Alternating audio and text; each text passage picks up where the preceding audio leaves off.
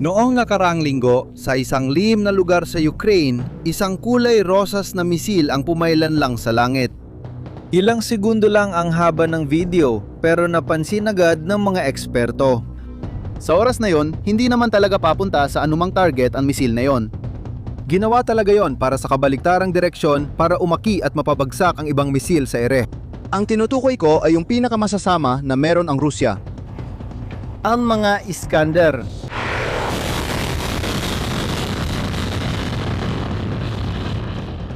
At ang mga Kinzhal na halos linggo-linggo bumabagsak sa mga lungsod ng Ukraine, dito nagiging kakaiba ang kwento. Bakit? Ang pagpabagsak ng misil gamit ang isa pang misil ay isa sa pinakamahirap na gawain sa inhinyeriya. Parang pagtama ng bala, gamit din na bala. Kaunti lang na bansa ang kayang gumawa nito. Estados Unidos, Israel, Rusya, China at bawat isa ay gumugol ng mga dekada at gumastos ng napakalaking halaga para magawa ito. Ito ay isang eksklusibong samahan, yung tipong hindi tumatanggap ng mga bagong miyembro.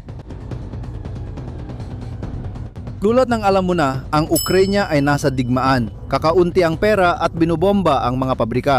At kahit sa ganitong mahirap na sitwasyon, nagpasyo siyang kumatok sa pintuan ng samahang yon. Layon, mag-isa na siya. Bakit? Dahil ngayon kapag bumagsak ang Kinzhal ng Rusya sa Kyiv, iisa lang ang bagay sa mundo na kayang humarang dito bago ito tumama sa gusali.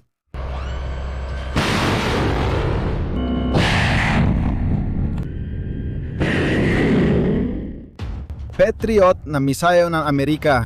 Pero may problema. Kakadeskubre lang ng Ukraine ng isang nakakabahalang bagay tungkol sa mga missile na ito. Para maintindihan ang natuklasan nila, kailangan nating bumalik ilang buwan sa isang digmaan na sa unang tingin ay walang kaugnayan sa Ukraine. Ang digmaan ng US laban sa Iran. Sa loob ng ilang linggo, nagpakawala ang Iran ng mga missile at drone sa mga base ng Amerika at mga kaalyadong bansa sa Gulpo. Tumugon ang Estados Unidos sa tanghing posibleng paraan. Nagpaputok sila ng mga Patriot, maraming Patriot.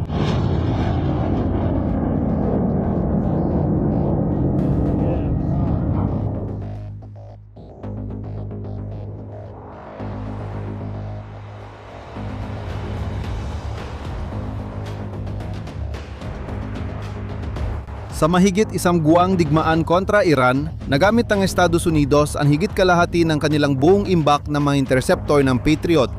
1,000 hanggang 1,400 na misil sa loob ng 40 araw, hindi lang mula sa mga Amerikano.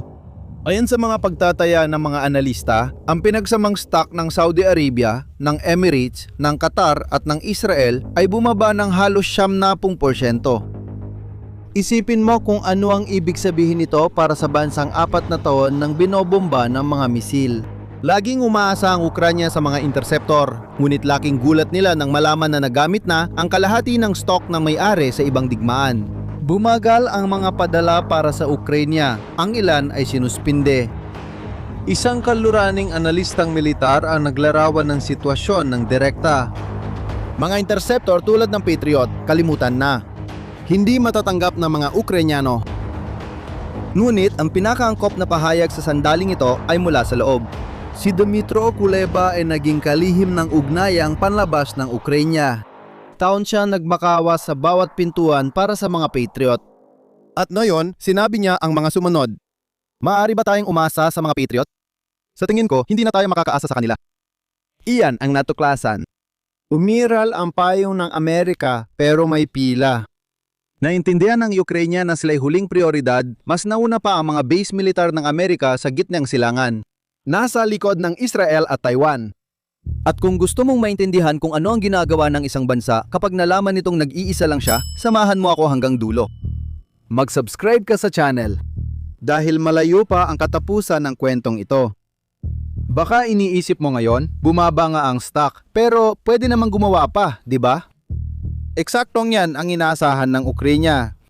At doon dumating ang pangalawang masamang balita. Ngayong taon lang nakatanggap lang ang hukbong Amerikano ng 100 at 72 bagong Patriot Interceptor. 172 para palitan ang mahigit 1,000 ginamit. Ayon sa mga pagtataya, babalik lang sa dati ang inventaryo ng Amerika bago ang digmaan sa Iran sa taong 2029. Oo, tama ang narinig mo. Isipin mo ito, ang produksyon ng mga Western na interceptor missiles ay nasa 60 hanggang 65 kada buwan. Nakikita mo ba ang problema? Maganda ang pagkakasabi ni Pangulong Zelensky sa isang pangungusap. Sa harap ng mga kasalukuyang hamon, wala yan. Samantala, sa kabila ng hangganan, umaandar ang orasan pabaliktad. Ayon sa intelihensyang militar ng Ukraine, gumagawa ang Rusya ng humigit kumulang 700 Iskander na mga misil kada taon, dagdag pa ang mga 12-12 ng Kinzhal. Kapag pinagsama-sama lahat ng iyon, umaabot sa pagitan ng 800 hanggang 1,000 ballistic missile kada taon. At alam mo ba kung anong kakayahan ng buong Europa na saluhin o harangin ang mga misil na ito? Mga 300 lang kada taon.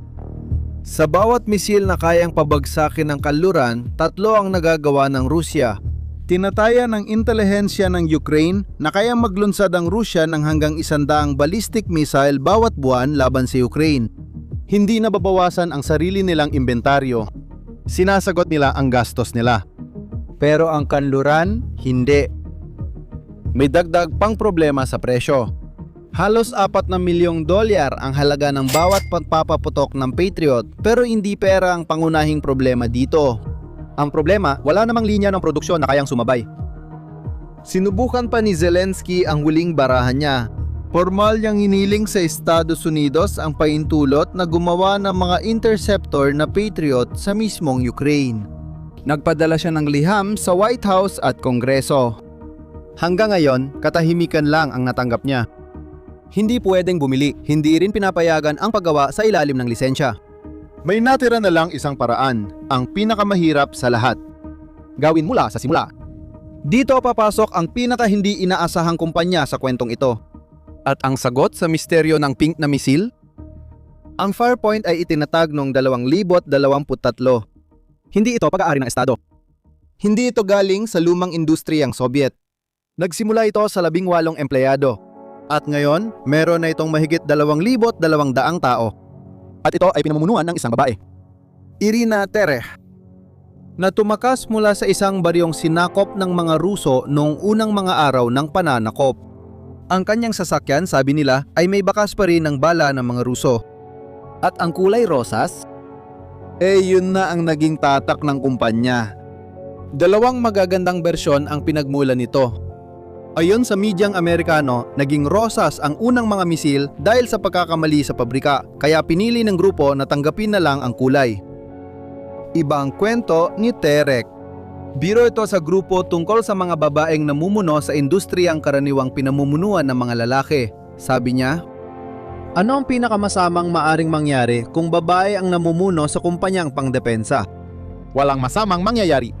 Pero baka magkulay rosas ang missile. Kung ito man ay pagkakamali sa produksyon o biro lang, ang totoo, ang pinakasikat na rosas na missile ng kumpanya ay nabigyan pa ng pangalan ng ibon, Flamingo. At ang Flamingo ay hindi lang palamuti.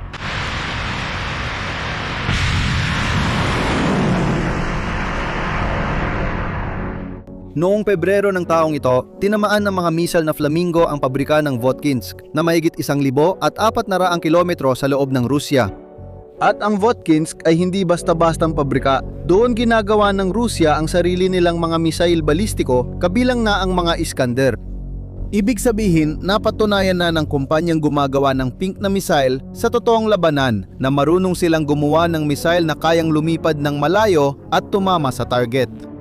Kapag may kumpanyang 3 taon pa lang at nakapagpabagsak ng pabrika ng misail sa Rusya, napapansin ito ng mga gobyerno sa Europa.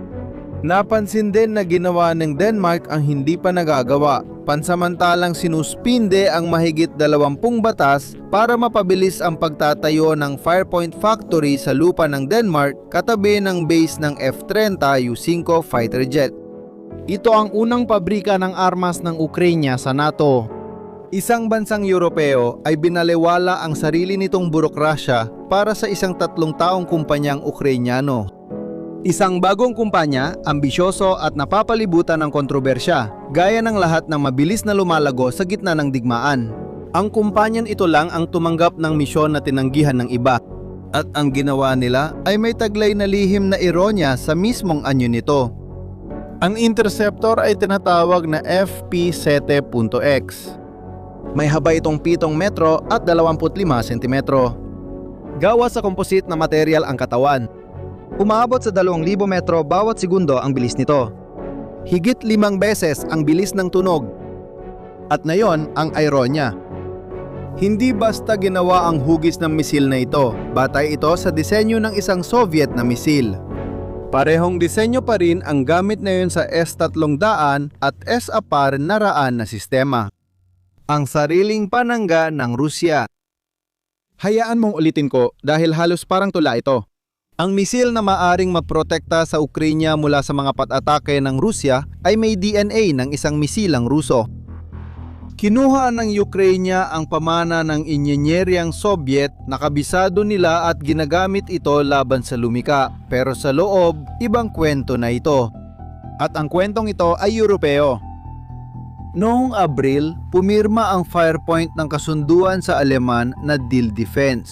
Sila rin ang gumawa ng sikat na sistemang IRIS-T para magbigay ng mga mata ng misil. Ang sensor na nakakakita sa target sa huling yugto ng paglipad. Ang pinakamalaking gumagawa ng mga misil sa Europa, ang MBDA, ay tumutulong sa pagdevelop.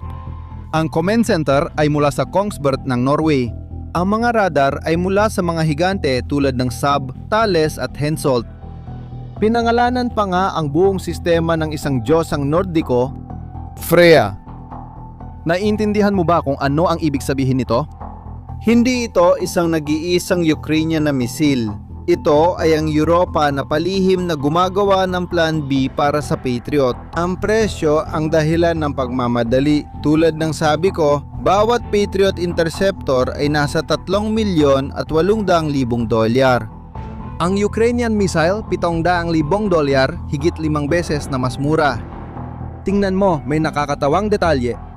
Kamakailan lang nagbukas ang hukbong Amerikano ng isang kompetisyon na humihiling mismo sa mga supplier nila ng eksaktong ganito. Interceptor na mas mababa sa 1,000,000 dolyar. Isang general ng Amerika sa isang publikasyon tungkol sa konseptong ito ay gumamit ng larawan ng misil ng Ukraine bilang halimbawa. Makikita mo, ang estudyante ang naging basehan. At ang pinakakawili-wili, 3 pagsubok nang naitala sa video. Ang unang paglipad ay nung Pebrero, ang pangalawa ay nung Marso.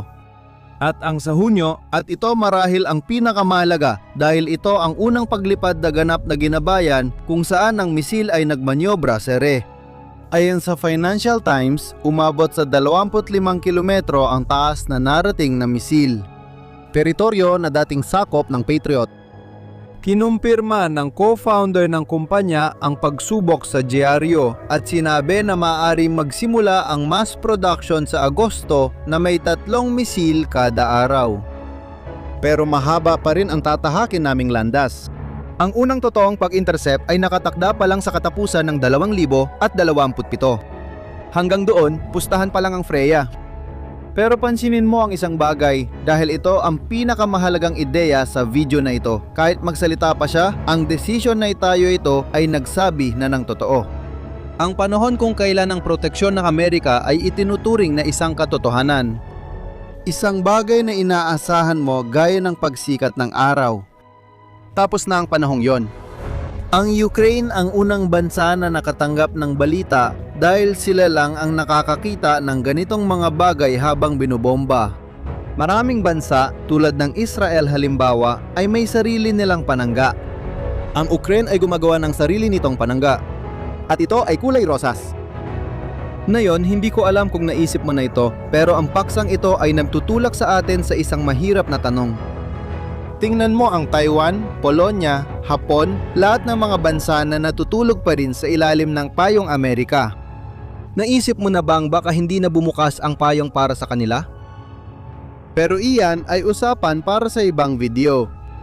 Nasa simula pa lang ang kwentong ito. At bawat pagsubok, bawat kontrata at bawat kabiguan ay dadaan dito. Kaya mag-subscribe ka sa channel para masundan mo ang mga susunod. Hanggang sa susunod na video.